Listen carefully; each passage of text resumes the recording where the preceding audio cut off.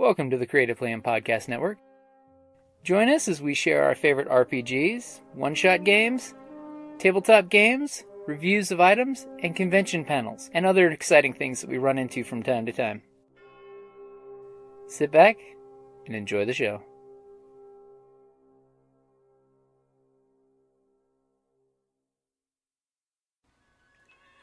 Hi, this is Kelly, aka Trixie from Ragnarok and Roll, a Scion to Ragnarok story, and Tilda Wimblewick from D&D Journey of the 5th Edition. First off, I would just like to say thank you to everyone for listening to our varied adventures, as well as for rating us on iTunes and RPGpodcast.com. If you haven't rated us yet, we would greatly appreciate it if you could. And if you're looking for more ways to support our efforts, we are now on Patreon, a great site where you can help us continue making more podcasts, as well as some special surprises for our patrons. If you can, please look us up at www.patreon.com/cppn. Every little bit helps. And again, thank you for listening. Hey guys, Jim here. Welcome back to #RPGADAY2018. We are at August the 18th. Describe what art inspires your game. So this is a super simple and a super complicated question all at the same time. Super simple. If it's a fantasy game, the classic van art of the 70s and 80s. You know, the second edition, the Advanced Dungeons and Dragons DM's Guide, the wizard with the fireball with the dragon. You know, the larger than life Conan style artwork, like the Conan cover arts of the comic books. You know, big, strong, rough, gruntled. And I'm a big fan of the just like Sharpie art. You know, it's vague but detailed without being actually detailed. Now, of course, I love a bunch of great artists that are friends. So I have Jessica Feinberg with her dragons. She does amazing dragon work. And, of course, Talia does amazing caricature work, which, you know, we've got quite a few of her pictures that we've commissioned, you know, for the podcast for, like, Dark Vision Dames and a few of the other groups, because every month or so I try to commission something from her because, you know, she does great character artwork. Like, for our High Sea Shenanigans group, she actually drew her Yuan-Tai rogue, her pirate captain, and I really enjoy the way that character picture came out.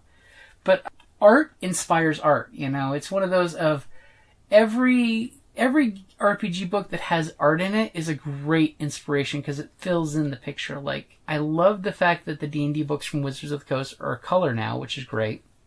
But I remember, like, in the 3rd edition where you just got the black and white pictures inside for the most part, and that's still attitude. Or Palladium's Rifts, they have great artists working with them. And it's black and white art, but it's beautiful, detailed artwork. And the art just really makes ideas pop, you know, because a picture really is worth 1,000 words. Throw a picture out there and people immediately go, oh my god, look at that. I mean, it's one of those of just look at, I blank on the artist, but before the movie Dune was actually made, there was an artist that did the art of Dune. And he did an amazing job doing these spacescapes back in the 70s that just looks amazingly detailed, you know, ships, the organic flows of the ships. I'll have to find some links and post them in the show notes, but it's beautiful work.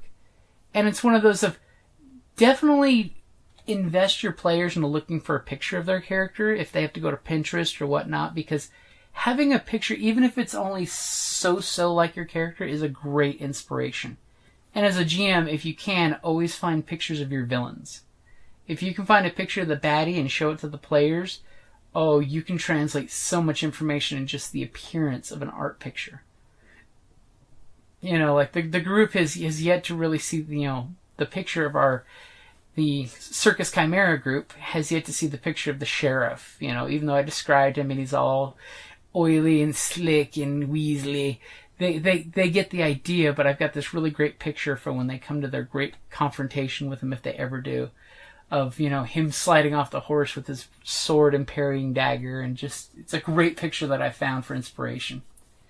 But, you know, art is a great thing for inspiring your games because you can just look at a picture and it will fill things in. Look at the concept art of the Star Wars books. I loved the Force Awakens concept art book because it showed like 12 different versions of what Kylo Ren could have been before they settled on the final version.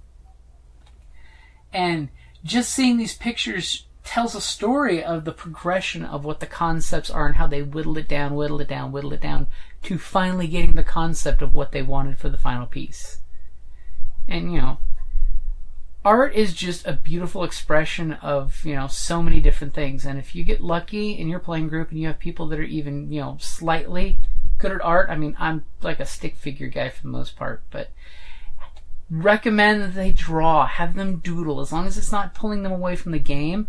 Having character drawings and things like that is amazing. I mean, I've been quite lucky in many of my games where I've got artists that just like start doodling while we're playing, and it's just that cathartic, non-focused doodle.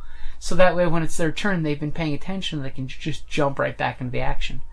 Or all of a sudden, like Talia will do this in many of our games, where it's, you know, not her turn, and she's amazingly knocking out a picture in the middle of nowhere. Like, she did this beautiful drawing of the fairy dragon when the group ran into one, because she's just like, what does it look like? And I show her from the monster manual, and she's just doing her version of one, and it just turned out spectacular in like 20 minutes.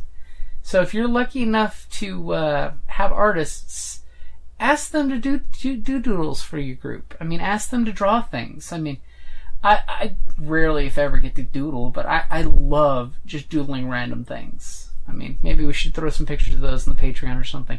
Like game maps, you know, the game maps that I draw out. You know, go back, remake the map, make it prettier. I mean, I love doing the tea-stained maps. You draw a map of the countryside, then you drop it in some tea that you've, you know, dark tea that you've brewed, let it soak for a good 10-15 minutes, then stick it outside in the concrete.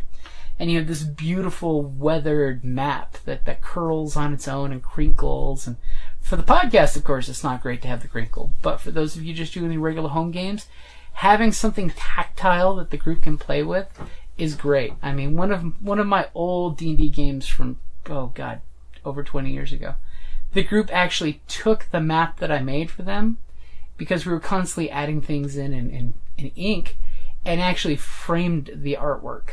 So it became an actual evolved piece of artwork for the game, and that was wonderful. That was one of those things of, you know, you just realize that, wow, my player group appreciates that because they asked for that at the end of the campaign. Granted, things had kind of changed in the kingdom, but the mere fact that they had that as the, no shit, there we were, this is what the kingdom used to look like. So definitely check out Pinterest, Google artwork, just type in topics that are related to your game and see what comes up, because you will be amazed what art you can find and will inspire you. I mean, there's a meme piece of art out there where it shows this like elf bard on a battlefield with a violin with blood dripping off of it. It's just beautiful, inspired piece of art for a villain that I actually made. You know, she's basically a necromancer and a bard. Really, really bad character for the characters, because, you know, the fact that she was charming as hell and could raise armies of the dead, but art can inspire these kind of things. I mean, just look at any of the World of Warcraft art. I love when the expansions come out, the compilation art books. You see some amazing art in those. So anytime you can, The Witcher art books. If you can get a hold of those, or the Magic the Gathering ones. Magic the Gathering, there's a huge inspiration right there. I mean, you know, we're talking almost 20 years of Magic the Gathering cards, and they post the art because the art is superbly amazing. And you can just whip out Magic cards, flip through, and find a picture and say, hey, there's your inspiration. So definitely keep your eye out for art. I've rambled. I've got to get ready for some stuff tonight, because I'm going to go do some stuff. And I just got to say, hey, thank you for following. Thank you for listening. Make sure you tweet #RPGADAY2018. And enjoy the rest of the month, my friends. All right, guys. And on the Facebook page, facebook.com/Creative Playing Podcast Network, when I post this episode, please put some art in the comments. Let me know what your art is.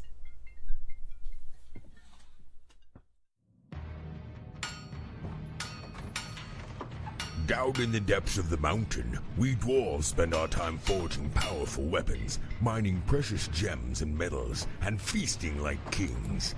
But after a day of digging for the next Arkenstone, This dwarf likes to come home to a package full of loot. Dungeon Crate is a monthly subscription box service forged specifically for RPG and tabletop gamers. Miniatures, dice, tokens, coins, maps, modules, terrain pieces, handcrafted items, RPG jewelry, and more are yours for only a few gold per month. You even get a digital crate along with a physical one as an added bonus. So are you brave enough to reward yourself with a Dungeon Crate? By Morden's beard, I hope so. DungeonCrate.com. Let the adventure begin.